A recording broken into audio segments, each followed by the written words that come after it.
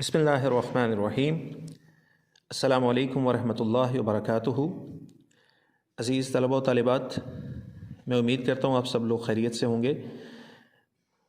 جیسا کہ آپ لوگ جانتے ہیں کہ ہم نے اسلامیات تعظمی کے چوتھے چیپٹر تعارف قرآن و حدیث کے عنوان حفاظت و تدوین حدیث کو لاسٹ لیکچر میں شروع کیا تھا، اور ہم نے اس کے متعلق کچھ باتیں اس لیکچر میں جانی۔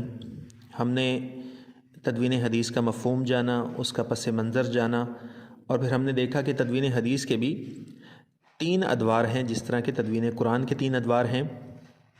ان 3 ادوار میں سے پہلا دور یعنی کہ عہد نبوی و صحابہ، اس کے متعلق ہم نے معلومات اسی لیکچر میں جان لی تھیں۔ آج اس کے بقیہ 2 ادوار کے متعلق ہم ضروری اور مختصر باتیں اپنے لیکچر میں آپ کے سامنے بیان کریں گے، تو اس لیکچر کو انتہائی توجہ کے ساتھ آپ نے دیکھنا بھی ہے اور سننا بھی ہے، کیونکہ یہ کوسچن جیسا کہ میں آپ کو پہلے بھی بتا چکا ہوں، بورڈ کے امتحانات میں بار بار آنے والا کوسچن ہے، اس لیے اس کو نہایت ذمہ داری کے ساتھ یاد کرنا بہت ضروری ہے۔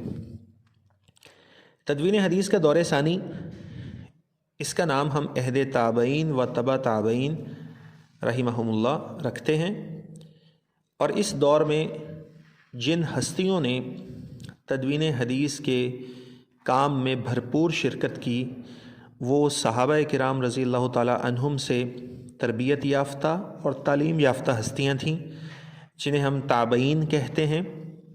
تابعین تابعی کی جمع ہے، جو صحابہ کے تربیت یافتہ شخص کو کہا جاتا ہے۔ اسی طرح تابعین سے جن لوگوں نے تعلیم اور تربیت حاصل کی، انہیں تبع تابعین کہا جاتا ہے۔ چنانچہ ان دونوں طرح کی ہستیوں کا اس دور میں تدوین اور حفاظت حدیث کے متعلق بڑا اہم کردار رہا ہے۔ سب سے پہلی بات اس دور کی جو خصوصیت ہے، وہ یہ دور حضرت عمر بن عبدالعزیز رحمۃ اللہ تعالی علیہ کے کارنامے سے شروع ہوتا ہے۔ آپ جانتے ہیں کہ حضرت عمر بن عبدالعزیز رحمۃ اللہ تعالی علیہ، ان کا تعلق بنو امیہ سے تھا، اور بنو امیہ کے دور حکومت میں ان کو اللہ تعالیٰ نے خلافت سے نوازا، اور یہ سن تھا سن 99 ہجری، جس میں ان کو حکومت ملی۔ حکومت ملنے کے فوراً بعد انہوں نے حفاظت حدیث کی جانب خصوصی توجہ کی، اور اس مقصد کے لیے انہوں نے تمام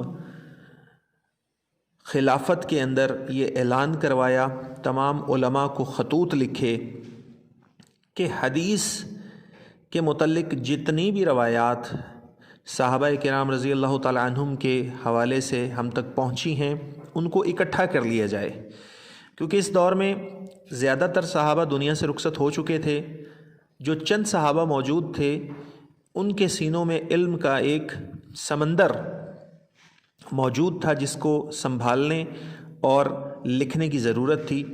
چنانچہ انہوں نے پیغام بھیجا اور باقاعدہ خطوط لکھے۔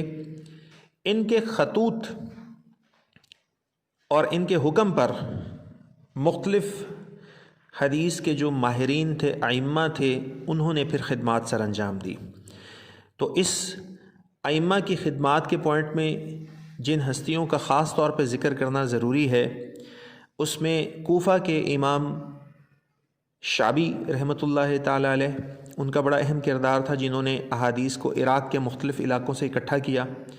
اسی طرح مدینہ منورہ کے امام زہری رحمۃ اللہ تعالی علیہ، انہوں نے حدیث کے حوالے سے حجاز کے اندر جو صحابہ موجود تھے اور ان کے علاوہ جو تابعین موجود تھے، ان سے احادیث کو اکٹھا کیا۔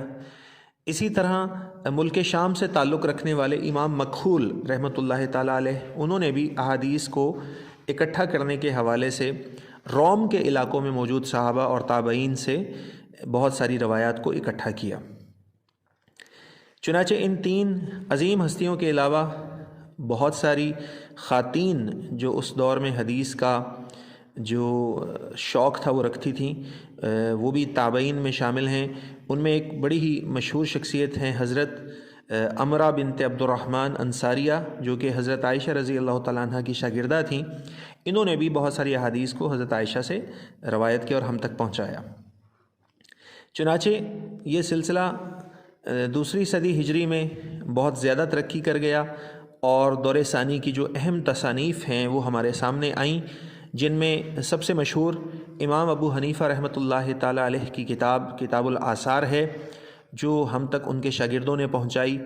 اس کے بعد امام مالک رحمۃ اللہ تعالیٰ علیہ، جن کا تعلق مدینہ سے تھا، ان کی کتاب موطا ہم تک پہنچی۔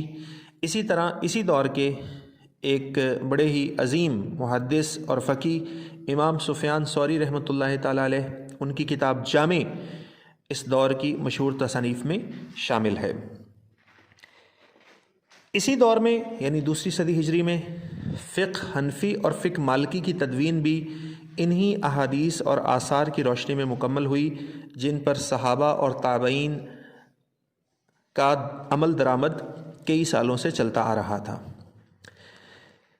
اس کے بعد ہم دور ثالث کی طرف بڑھتے ہیں، جس کا نام ہے عہد تابعین و ما بعد۔ دور ثالث میں زیادہ تر جو کام ہوا وہ تیسری صدی ہجری کے دور میں ہوا، اور اس صدی ہجری میں بہت سارے محدثین نے علم حدیث کو فروغ دینے کی خاطر ہزاروں کلومیٹر کا فاصلہ طے کیا اور احادیث کو مستند طریقوں سے جمع کیا۔ حدیث کی تحقیق کا کام بہت تیزی کے ساتھ ہوا۔ احادیث کی صحت سند اور صحت متن جو ہے اس کا اہتمام کیا گیا، اور اس دور میں باقاعدہ طور پر بہت زیادہ تحقیق کے حوالے سے علوم سامنے آئے، جس میں خاص طور پہ علم اسماء الرجال شامل ہے۔ پھر جرح و تعدیل کا جو فن ہے وہ بھی اس دور کی ایک بہت ہی اہم ایجاد ہے، جو محدثین نے احادیث کو پرکھنے کے لیے ایجاد کیا۔ اس میں تھوڑی سی وضاحت کرتا چلوں کہ اسماء الرجال سے کیا مراد ہے۔ اسماء الرجال سے مراد اصول حدیث کا ایک علم ہے، جس میں حدیث بیان کرنے والے راویوں کی زندگی کے حالات و واقعات، ان کی صداقت، ان کی ذہانت کے بارے میں معلومات اکٹھی کی جاتی ہیں، تاکہ ان معلومات کی بنیاد پر ان راویوں کے متعلق یہ رائے قائم کی جا سکے کہ ان کی احادیث قابل قبول ہوں گی یا ان کی قبولیت پر کچھ اعتراض ہو سکتا ہے۔ یعنی احادیث کی اتھینٹسٹی کو اور حقیقت کو جاننے کے لیے ان راویوں کی زندگی کے حالات کو اکٹھا کیا جاتا ہے۔ اسی طرح جرح و تعدیل کا فن جو ہے، اس سے کیا مراد ہے؟ یہ بھی اصول حدیث کا ایک فن ہے، جس کے تحت ہم کسی راوی کے متعلق دلائل پیش کرتے ہیں، اور یہ دلائل اسماء الرجال کے جو علم ہے اس کی جو کتابیں مرتب کی گئی ہیں ان کی روشنی میں دلائل دیے جاتے ہیں، تاکہ اس خاص راوی کی بیان کردہ روایت کی قبولیت یا عدم قبولیت کا فیصلہ کیا جا سکے۔ چنانچہ یہ دو بہت اہم علم اور فن ہیں جو اس دور میں ایجاد ہوئے، اور اس کے بعد اسی دور میں صحائح ستہ اور اصول اربعہ جیسی بیش قیمت اور مستند کتابیں سامنے آئیں، جو آج ہمارے پاس حدیث کے بنیادی سرمایے کے طور پر موجود ہیں۔ میں امید کرتا ہوں کہ آپ نے ہمارے ان دونوں لیکچرز کو غور کے ساتھ سنا ہوگا، اور انشاءاللہ آپ اس کو ہماری بک سے بھی یقیناً پڑھیں گے تو آپ کو مزید اس میں کلیئرٹی سامنے آ جائے گی۔